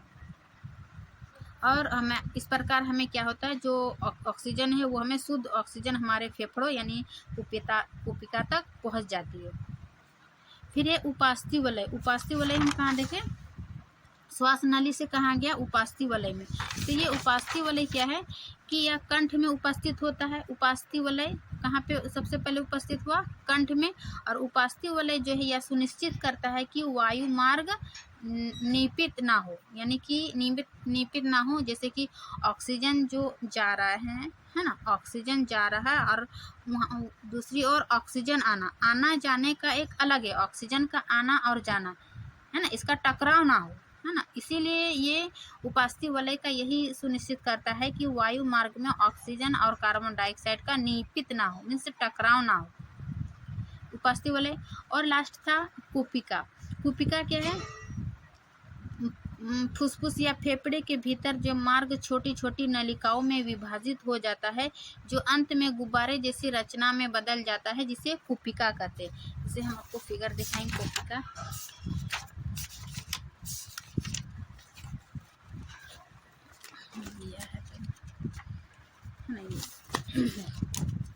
ये श्वास नासाद्वार से क्या हुआ, मुख गुहा से श्वास नली में आया, श्वास नली में यहाँ उपास्थि वलय है ना, जो कंठ जैसा दिखा। इसके फिर उपास्थि जो ऑक्सीजन और कार्बन डाइऑक्साइड का जो मिलन ना हो, टकराव ना हो, ये इसका कार्य है, सुनिश्चित करता है। उसके बाद ये श्वास को वायु को कहाँ पहुँचा देता है, कुपिका में, है ना। कुपिका क्या है, ये फुसफुस नलिका की छोटी इकाई है, छोटी छोटी नलिकाओं में विभाजित हो जाता है और अंत में गुब्बारे जैसे रचना में बदल जाता है ना। ये अंत में जैसे गुब्बारे जैसे रचना में बदल जाता है, जिसे क्या कहते हैं कुपिका। कुपिका एक सतह बनाती है जिसे गैसों का विनिमय होता है, विनिमय ऑक्सीजन आने जाने का, है ना। कुपिका एक सतह बनाती है जिससे जो है गैसों का विनिमय होता है। और कुपिका की भित्ति में रुधिर वाहिका का घना जाल होता है। ये इसके बारे जितना भी श्वसन है, कुपिका के अंदर जो है देखिए बहुत सारे रुधिर है, छोटी छोटी है ना, क्या है कुपिका के भित्ति रुधिर वाहिका रुधिर वाहिका के क्या है, एक घना जाल है। और जब हम श्वास अंदर लेते हैं तब क्या करते हैं, पसलियाँ ऊपर उठती है। ये कथन निष्कर्षण टाइप में भी क्वेश्चन पूछ दिया जाता है एग्जाम, कॉम्पिटिटिव एग्जाम में, कि जब हम श्वास अंदर लेते हैं तब क्या होता है, पसलियाँ ऊपर उठती है और डायफ्राम जो है वो चपटा हो जाता है। आप अभी भी अपने श्वास को रोककर या श्वास लेकर देख सकते हैं कि जब हम श्वास अंदर लेते हैं तो क्या होता है, पसलियाँ ऊपर उठती है और डायफ्राम चपटा हो जाता है, जिससे हमारी वक्ष गुहा बड़ी हो जाती है। यानी जो हमारी चेस्ट है उससे वो जब हम श्वास लेते हैं तो वो बड़ी हो जाती है। किस कारण, क्योंकि पसलियाँ जो है वो ऊपर उठ जाती है और डायफ्राम जो है वो चपटा हो जाता है, जिससे हमारी वक्ष गुहा बड़ी हो जाती है। और सांस छोड़ते समय सांस छोड़ते समय क्या होता है, पसलियाँ नीचे और अंदर की ओर हो जाती है, जिससे वक्ष गुहा का जो आयतन कम हो जाती है। श्वास लेते समय क्या हुआ, उसके वक्ष गुहा यानी आयतन में बढ़ जाती है, बड़ी हो जाती है। और श्वास छोड़ते समय क्या होता है, वो क्योंकि पसलियाँ नीचे हो जाती है इसीलिए उसकी वक्ष गुहा की आयतन की जो है आयतन में कमी हो जाती है। तो ये 2 पॉइंट याद रखिएगा। अब है श्वसन वर्णक, है ना। श्वसन वर्णक यानी हीमोग्लोबिन में जो ऑक्सीजन की सांद्रता अधिक होती है ना। हीमोग्लोबिन में ऑक्सीजन की सांद्रता अधिक होती है और यह आरबीसी में पाया जाता है श्वसन वर्णक, जो कि यही डिसाइड करता है श्वसन वर्णक, है ना। हीमोग्लोबिन जो कि लाल रंग का होता है और ये ऑक्सीजन की सांद्रता अधिक होती है। अब हम श्वसन देख लिए जंतु में। अब हम देखते हैं वहन, यानी मनुष्य में जो भी श्वसन है, ऑक्सीजन है, कार्बन डाइऑक्साइड है, वो हमारे शरीर में किस प्रकार पहुंचती है, एक फेफड़े से पूरे शरीर में, पूरे शरीर से फेफड़े तक। तो इसी को क्या कहते हैं, वहन क्या करता है कि मनुष्य में भोजन, ऑक्सीजन वो अन्य आवश्यक पदार्थों की निरंतर आपूर्ति करने वाला तंत्र या फिर संवहन तंत्र कहलाता है ना।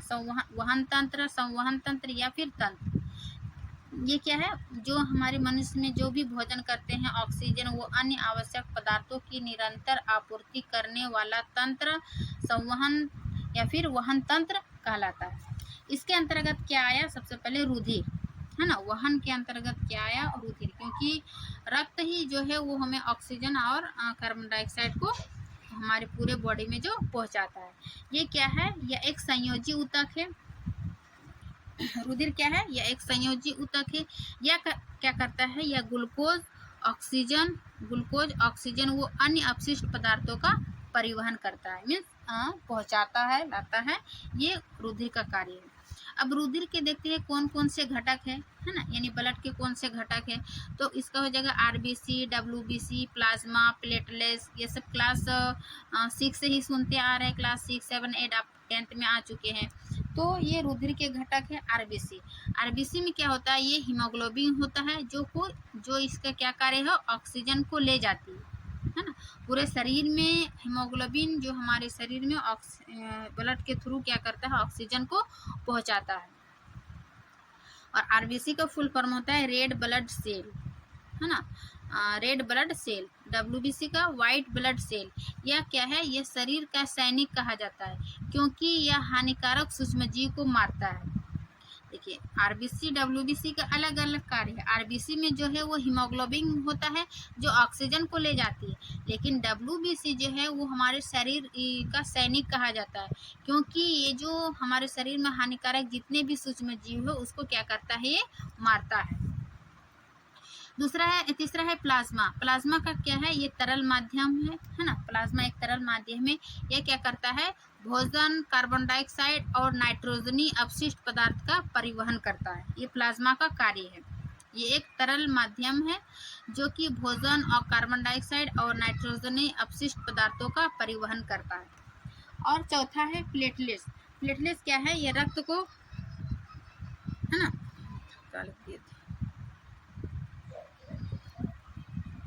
रक्त को जमाने का कार्य करता है ना। थक्का, रक्त का थक्का जमाने का कार्य करता है, ये कौन, प्लेटलेट्स। अब है मानव हृदय। यानी कि इस जीव प्रक्रम में सभी टॉपिक कुछ कुछ एनसीईआरटी में थोड़ा थोड़ा दिया हुआ है, उसी के बारे में आपको जानना है। जैसे श्वसन के बारे में जाने, ब्लड के बारे में जानने। अब है मानव हृदय के बारे में, है ना। मानव हृदय जो है वो 4 चैम्बर में बटा होता है ना। मानव जो है वो 4 कक्ष चैम्बर में बटा होता है। क्या? बायां अलिंद, बायां निलय, फिर दायां अलिंद और दायां निलय। इस प्रकार ये है 4 भाग में बटा हुआ होता है मानव हृदय। और फुसफुस यानी फेफड़े से जो भी ऑक्सीजन युक्त रक्त आता है, तो इसमें क्या होता है, फेफड़े से दायां, सबसे पहले बायां अलिंद में आया, इसमें क्या होता है, ऑक्सीजन युक्त रक्त होता है। यानी फुसफुस शिरा ऑक्सीजनित रुधिर, है ना। ये फुसफुस शिरा होते हुए ऑक्सीजन युक्त बायां अलिंद में लाया। फिर बायां अलिंद क्या किया, ये दायां अलिंद निलय को दे दिया, है ना। दायां निलय क्या किया, ये प्रमुख धमनी यानी महाधमनी कहते हैं, इसमें ऑक्सीजनित रुधिर को कहाँ ले पहुंचाया, शरीर के अंग यानी शरीर के विभिन्न अंगों में ये जो ऑक्सीजन युक्त रक्त है उसको शरीर के विभिन्न अंगों तक पहुंचाया। फिर ये शरीर के अंग से अब क्या किया, जो भी डीऑक्सीजनित रुधिर है ना, विऑक्सीजनित रुधिर है, ये प्रमुख महाशिरा की और शरीर के अंग से कहाँ पहुंचाता है, दायां अलिंद। देखिए फिगर याद रखिएगा, ऑक्सीजन युक्त रक्त और डीऑक्सीजनित युक्त विऑक्सीजनित रुधिर, ये शरीर के अंग से दायां अलिंद में पहुंचाया। अब दायां अलिंद क्या किया, दायां निलय को दे दिया, है ना। दायां निलय अब क्या किया, ये फुसफुस धमनी के माध्यम से, यानी इसमें भी दायां अलिंद और दायां निलय में क्या रहता है, इसमें विऑक्सीजनित रुधिर। ये विऑक्सीजनित रुधिर को फिर कहाँ पहुंचाता है, फुसफुस यानी फेफड़े में। फिर फेफड़े क्या करता है, फुसफुस शिरा की ओर से ऑक्सीजन युक्त रक्त को बायां में देता है, फिर ये दायां निलय में देता है। ये प्रोसेस होते रहती है ना। तो ये मानव हृदय का कार्य है। इसको हम बहुत सरल में समझाएं और सरल में फिगर बना के देखिए। यहाँ पर जो हृदय का चित्र है इस प्रकार दिया, आप चाहे तो इसका फिगर बना के जो हम समझाए वही बात है, लेकिन हम यहाँ सिंपल से समझाना चाह रहे थे, इसलिए कि आप एक बार यहाँ पर समझ लीजिएगा फिगर, तो आपको यहाँ पर समझने में आसानी होगा, है ना। कि हृदय जो है उस 4 कक्ष में बता होता है, बायां अलिंद, बायां निलय और दायां अलिंद और दायां निलय।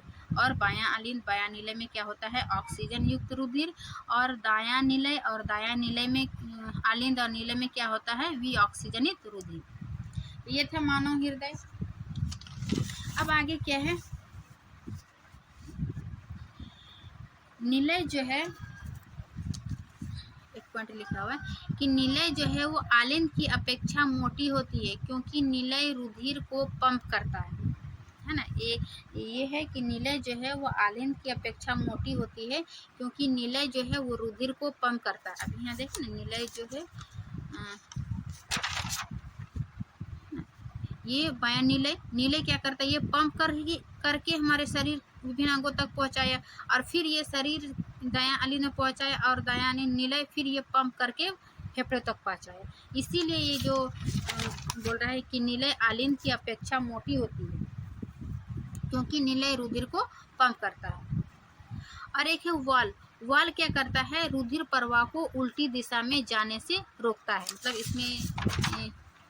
इसमें नहीं दिखा है, जैसे वाल्व यहाँ पर ना वाल्व पाया जाता है ना महाशिरा में, जैसे कटा हुआ यहाँ पर ये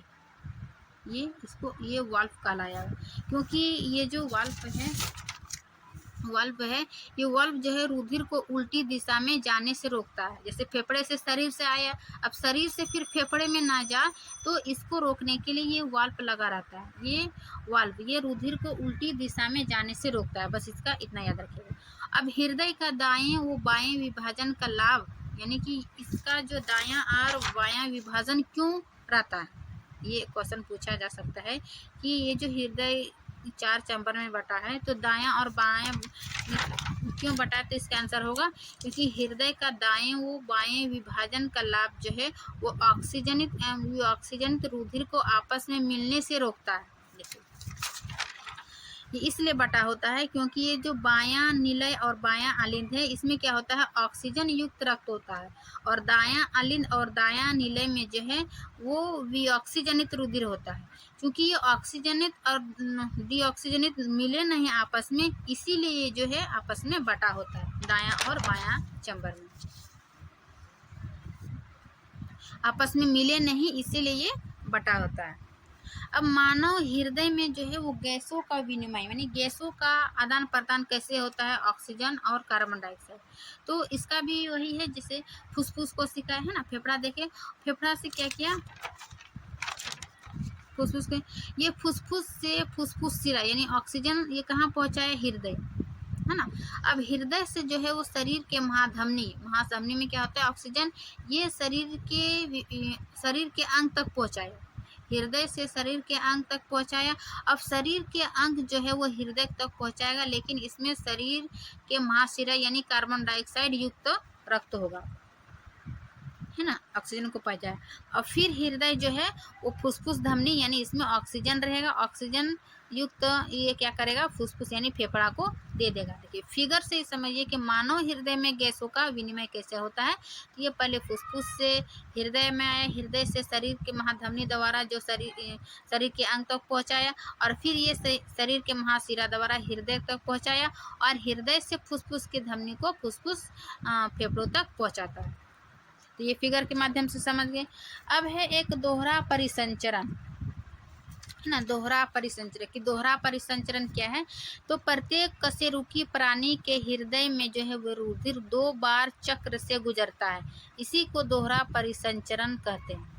अब 2 बार कैसे गुजरता है, इसकी है कि हृदय में रुधिर जो है वो 2 बार चक्र से गुजरता है। जैसे कि मछली के हृदय में 2 कोष्ठ पाए जाते हैं, ये पूछा जाएगा कि जो हमारे मनुष्य में जैसे चार कोष्ठ है, उस तरह मछली में जो है वो 2 कोष्ठ है, 2 कोष्ठ पाए जाते हैं।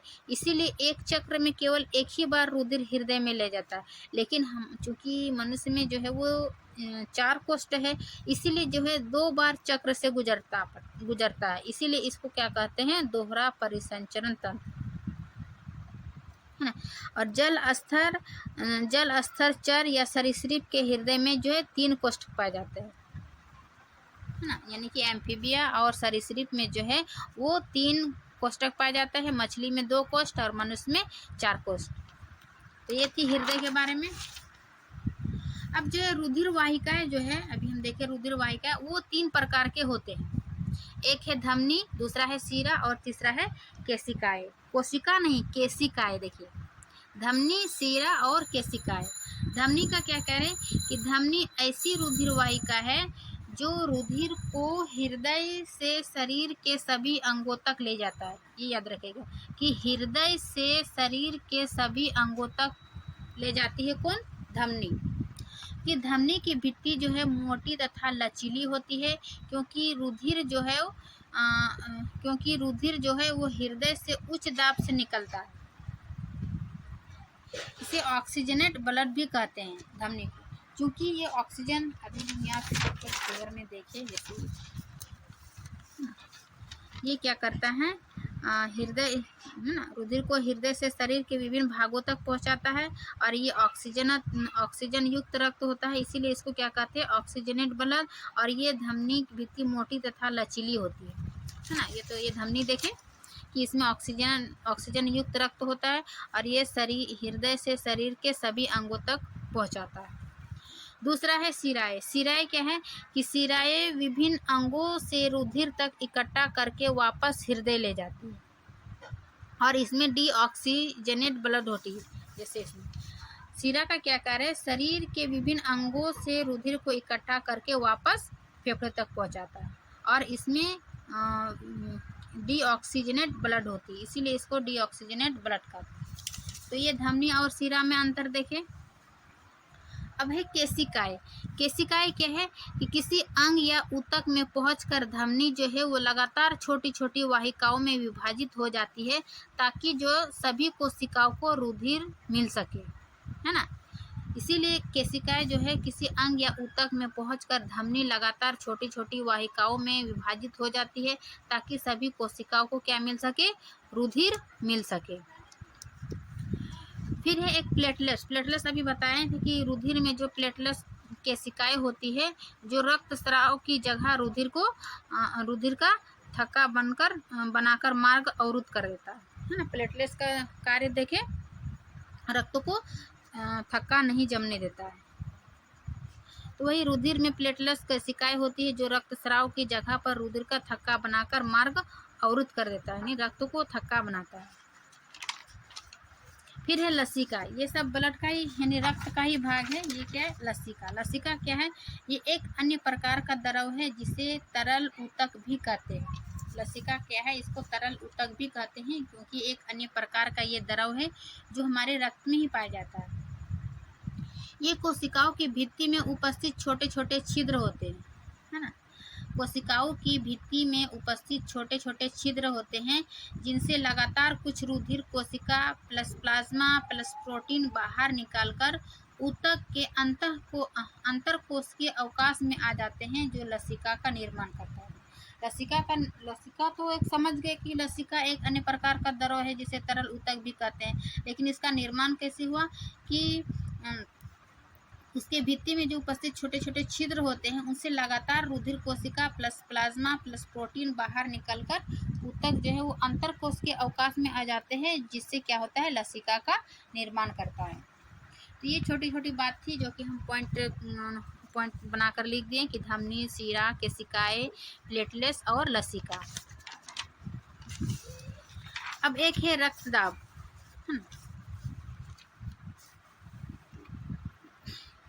जिसको ब्लड प्रेशर भी बोलते हैं।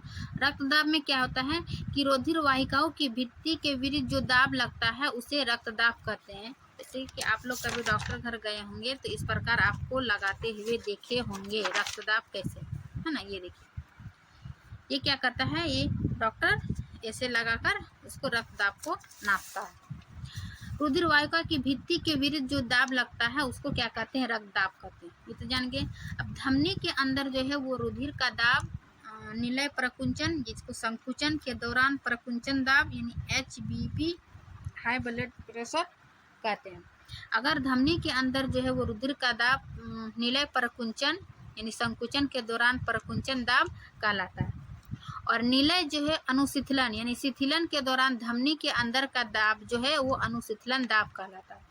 ये फिर है सामान्य प्रकुंचन यानी सामान्य रक्तदाब जो है वो लगभग 120 mm पारा तथा अनुशिथिलन दाब जो है वो लगभग 80 mm होता है। हम लोग लिखते हैं ना कि 120/80, है ना, सामान्य BP। तो 120 जो है वो प्रकुंचन दाब है और प्रकुंचन दाब, और ये जो 80 जो है उसको अनुशिथिलन दाब कहते हैं। mm 120 mm यानी पारा और 180 mm। और स्पाइग्नोमीटर नामक यंत्र से जो है वो रक्तदाब को मापा जाता है। रक्तदाब किससे मापते हैं? स्पाइग्नोमीटर। ये याद रखिएगा, इंपॉर्टेंट है स्पाइग्नोमीटर। उच्च रक्तदाब को अति तनाव भी कहते हैं, यानी कि हाई ब्लड BP जिसको है उसको अति तनाव भी कहते हैं। अब है पादपों में परिवहन, है ना। मनुष्य में तो देखिए कि धमनी, शिरा, केशिकाएं, प्लेटलेट्स ये सब पाई जाती है, लसिका। अब पादपों में देखेंगे कि उसका पादपों में परिवहन किस प्रकार के होता है। तो पादपों में जल का परिवहन, पादपों में भोजन का परिवहन, यानी कि दो तरीका से होता है, जल और भोजन। अब जल का जो पादप में जल का परिवहन जो है वो जाइलम ऊतक द्वारा होता है और वाष्पोजन द्वारा, और पादप में भोजन जो है वो फ्लोएम ऊतक द्वारा होता है। जाइलम और फ्लोएम इन दोनों ऊतक को मिलाकर संवहन ऊतक कहते हैं, यानी ऊतक कहते हैं। अब जाइलम ऊतक द्वारा, जाइलम ऊतक क्या है कि पेड़ों के जड़ों द्वारा जो लगातार जाइलम के माध्यम से जल ऊपर की ओर धकेला जाता है और पौधे के विभिन्न अंगों तक पहुंचाता है। जल जो है पौधे की जड़ द्वारा लिया जाता है, लेकिन पौधे के विभिन्न भागों तक किस प्रकार पहुंचता है? तो ये जाइलम द्वारा पहुंचता है। जैसे कि देखिए, ये एक पेड़ है, ये देखिए जड़ क्या किया, जमीन से जल को अवशोषित करके ये पौधे के विभिन्न भागों तक यानी अंतिम सिरा तक ये पहुंचा दिए, और फिर इसी जो एक्स्ट्रा पानी होता है वो अंतिम सिरा तक पत्तियों द्वारा क्या होता है, जल वाष्पित हो जाता है। तो इस प्रकार जाइलम और फ्लोएम पहुँचाया। वाष्पोर्जन क्या है? वाष्पोर्जन जल का अवशोषण एवं जड़ के पत्तियों तक जल का हानि वाष्पोर्जन कहलाती है और उसमें विलय खनिज लवणों को के ऊपरी मुखी गति में सहायक है। जल जो है, जाइलम जो है वो केवल ऊपरी मुखी गति करता है, यानी कि जड़ से पौधे के विभिन्न भागों तक पहुंचाने का कार्य करती है। फिर दूसरा पार्ट है फ्लोएम, पादप में भोजन। जल देख लिए कि जल जड़ों द्वारा पौधे के विभिन्न भागों तक जाइलम द्वारा पहुंचाता है। और भोजन को कौन पहुंचाता है? तो पादपों में भोजन का परिवहन। भोजन पादप में कहाँ बनता है ना? इसमें अभी देखें कि पौधे जो है वो 100 पोषी हैं जो कि अपना भोजन स्वयं बनाते हैं। स्वयं कैसे बनाते हैं? प्रकाश संश्लेषण क्रिया से। तो भोजन जो है वो प्रकाश संश्लेषण के उत्पादों के साथ साथ फ्लोएम जो है एमिनो अम्ल एवं अन्य पदार्थों का परिवहन भी करता है। यानी कि जो पौधा है वो प्रकाश संश्लेषण से जो भोजन बनाया, कार्बोहाइड्रेट बनाया, तो वो कार्बोहाइड्रेट या भोजन के साथ साथ फ्लोएम जो है वो एमिनो अम्ल, यानी जो पौधे को चाहिए एमिनो अम्ल एवं अन्य पदार्थों का भी परिवहन करता है ना। तो ये था। फिर है ये पदार्थ विशेषकर जड़ के भंडारण अंगों, फलों, बीजों एवं वृद्धि वाले अंगों में ले जाए जाते हैं। यानी फ्लोएम का क्या कार्य है कि जो भी भोजन बना पत्तियों में प्रकाश संश्लेषण से, तो इसको जहाँ पर चाहिए, जैसे कि कभी कभी जड़ भी स्टोर होकर, जैसे गाजर हो गया, मूली हो गया, तो वहाँ पर उसको भोजन चाहिए, तो वहाँ जड़ के भंडारण अंगों जहाँ पर फल, बीज एवं वृद्धि वाले अंग है वहाँ पर पहुँचाता है। फिर भोजन एवं अन्य पदार्थों का स्थानांतरण जो है वो साथी कोशिका यानी सीव ट्यूल की मदद से चालनी नलिका में ऊपरी मुखी एवं अधोमुखी दोनों दिशाओं में होता है। देखिए एक इसमें बहुत अच्छा पॉइंट है कि जाइलम जो है वो केवल जल का ही एक ही दिशा में है ना, यूनिडायरेक्शन, जो कि ऊपरी मुखी में गति करता है। लेकिन भोजन जो है वो ऊपरी मुखी एवं अधोमुखी है ना, ये मतलब जाइलम जो है यूनिडायरेक्शन है, ऊपरी मुखा में करता है, लेकिन फ्लोएम दोनों ओर गति करता है, दोनों दिशाओं में गति करता है। चूंकि पत्तियों से जड़ तक पहुंचाया और जड़ में जो भी एमिनो अम्ल और अन्य खाद्य पदार्थ हैं उसको भी पत्तियों तक पहुंचाता है, इसीलिए फ्लोएम को ऊपरी मुखी एवं अधोमुखी दोनों दिशाओं में गति होता है। तो ये परिवहन देख लिए मानव और जंतु में और पादपों में। अब देखते हैं मानव उत्सर्जन तंत्र, है ना। मानव उत्सर्जन का यहाँ जब भी मानव उत्सर्जन का बात आएगा तो ये इस प्रकार का फिगर बनेगी। ये है किडनी, बायां किडनी, दायां किडनी, महाशिरा, महाधमनी, बाई मूत्रवाहिनी है, ये महाशिरा है, ये मूत्राशय है, ये मूत्र मार्ग है। तो ये मानव उत्सर्जन में ये किडनी फिगर आता है ना। क्या क्या होता है मानव उत्सर्जन में? एक जोड़ा वृक्क, एक मूत्रवाहिनी, एक मूत्राशय, एक मूत्र मार्ग। तो ये मानव उत्सर्जन तंत्र का अंग है। वह जैव प्रक्रम जिसमें उपापचयी वज्र पदार्थों का निष्कासन होता है उत्सर्जन कहलाता है। यानी कि जैव प्रक्रम हम देखें क्या है जैव प्रक्रम, जो कि मनुष्य को जीवित रखने के लिए जो जो आवश्यक है वो जैव प्रक्रम कहलाता है। इसमें क्या है, जो भी उपापचयी पदार्थ यानी जो भी एक्स्ट्रा पदार्थ है उस पदार्थों का निष्कासन करना उत्सर्जन कहलाता है। जैसे कि मल मूत्र हम लोग त्यागते हैं, पसीना, ये सब क्या है हमारे उत्सर्जन अंग है ना। इसको क्या कहेंगे? उत्सर्जन।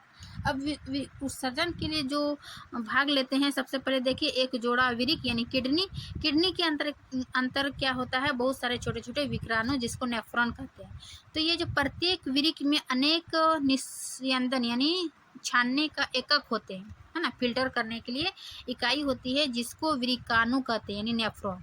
यानी कि किडनी यानी वृक्क का जो है हम इसको नेफ्रॉन का इकाई बोल सकते हैं। यानी हजारों नेफ्रॉन जो है वो मिलकर वृक्क बनाए हैं, है ना। इसीलिए प्रत्येक वृक्क में जो है वो अनेक निस्यंदन यानी फिल्टर करने का एकक होते हैं जिन्हें वृक्काणु यानी नेफ्रॉन कहते हैं।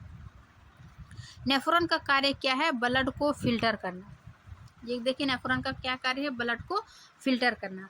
अब ब्लड में जो है वो जल, सॉल्ट और ग्लूकोज, एमिनो एसिड एवं अन्य नाइट्रोजनी पदार्थ पाए जाते हैं। यानी ब्लड में क्या क्या पाया जाता है, जल, सॉल्ट, ग्लूकोज, एमिनो एसिड एवं अन्य नाइट्रोजनी पदार्थ पाए जाते हैं।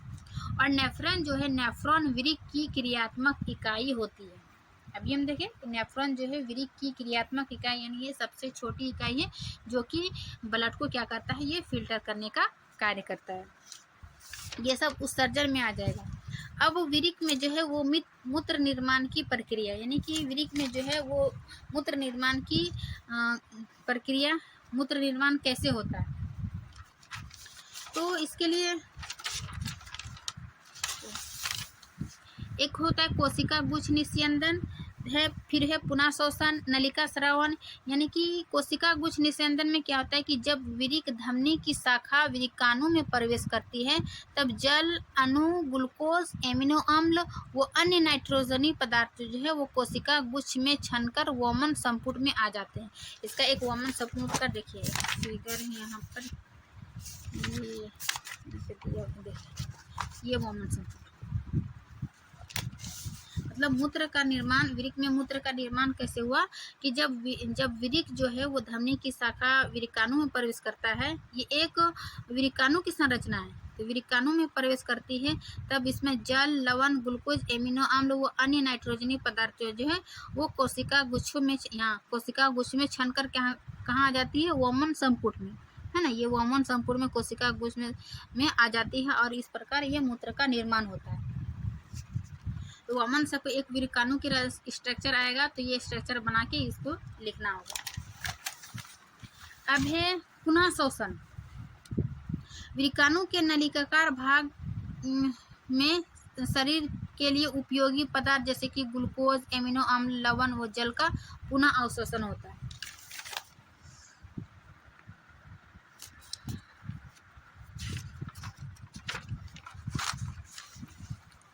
फिर है नलिका स्राव, ये वृक्काणु का ही भाग बता रहे थे, किधर गया।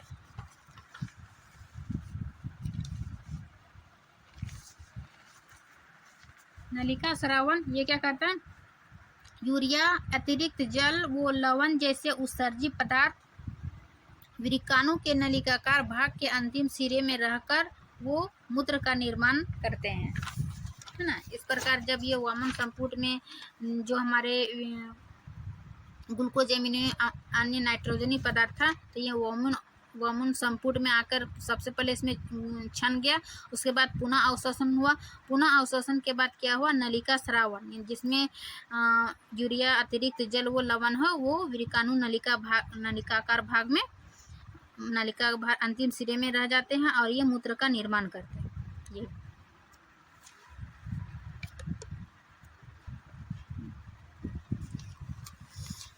तो ये देखें जंतु में।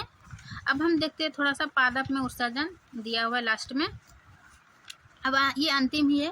पादप में उत्सर्जन क्या करते हैं, पौधे में वाष्पोर्जन क्रिया द्वारा अतिरिक्त जल को बाहर निकालते हैं, है ना। पौधे में जो हम देखें कि जल पत्तियों द्वारा क्या हुआ, जो भी एक्स्ट्रा जल है वो वाष्पोर्जन होकर जल बाहर निकला। पौधों वाष्पोर्जन क्रिया द्वारा अतिरिक्त जल को बाहर निकालते हैं, इसी को क्या कहते हैं, वाष्पोर्जन क्रिया के दौरान पादप का उत्सर्जन होता है। अनेक पादप अपशिष्ट उत्पाद कोशिकीय रिक्तिका में इकट्ठा रहते हैं और झड़ने वाले पत्तियों में भी अपशिष्ट उत्पाद संचित रहते हैं और कुछ अपशिष्ट उत्पादों को अपने आसपास की मृदा में उत्सर्जित करते हैं। यानी केवल वाष्पोर्जन की क्रिया से ही पौधे का अतिरिक्त जल नहीं निकलता है, ये क्या करता है, झड़ने वाले पत्तियों में भी कुछ संचित रहते हैं और कुछ मृदा में भी उत्सर्जित करते हैं।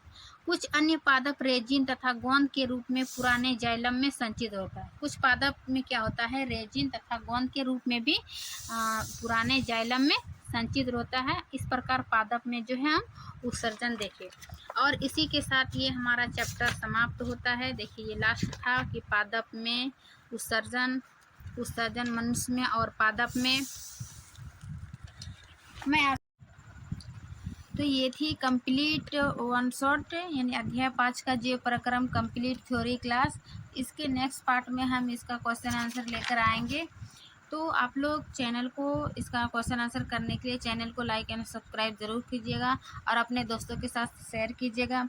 मैं आशा करती हूँ कि यह वीडियो आपके लिए काफ़ी हेल्पफुल होगा और आप अच्छे से इन हम चैप्टर को एक सिस्टमेटिक ढंग से इस प्रकार तैयार करते हैं जो ताकि एनसीईआरटी का जो है हर टॉपिक कवर हो जाए और आपको किसी और वीडियो की देखने की आवश्यकता नहीं हो और ना ही आपको एनसीईआरटी बुक पढ़ने की आवश्यकता हो, क्योंकि हम एनसीईआरटी का हर लाइन बाय लाइन आपके नोट्स में तैयार करके हम बताए हैं या पढ़ा चुके हैं।